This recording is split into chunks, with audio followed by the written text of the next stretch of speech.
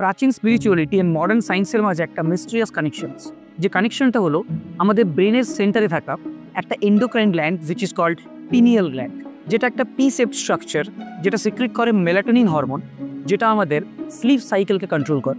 Scientist and spiritual এক্সপার্টসরা এই pineal গ্ল্যান্ডকেই বলেন আমাদের থার্ড আই।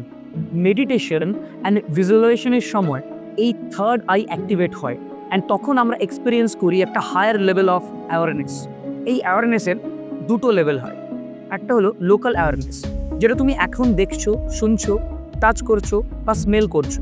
আরেকটা হলো নন লোকাল অ্যাওয়ারনেস, যেটা তুমি ইন্টেনশনালি শিফট করাতে পারো, তোমার প্রেজেন্ট কনসিয়াসনেসকে অন্য একটা ফ্রিকোয়েন্সিতে টিউন করাতে পারো। সায়েন্স বলে যখন আমাদের পিনিয়াল গ্ল্যান্ড প্রপারলি অ্যাক্টিভেট হয়, তখন এটা কাজ করে একটা ইনভিজিবল অ্যান্টেনার মতো।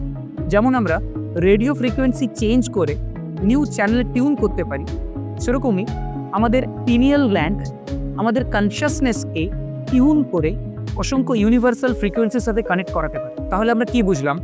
ডিপ মেডিটেশনে যখন আমরা কমপ্লিট ইনার সাইলেন্সে আসি, তখনই আমাদের পিনিয়াল গ্ল্যান্ড ওপেন হয়। তখন আমরা আমাদের সমস্ত হায়ার ফ্রিকোয়েন্সির সাথে কানেক্ট করতে পারি, শুধু বাইরের নয়, ভেতরের সত্যকে উপলব্ধি করতে পারি।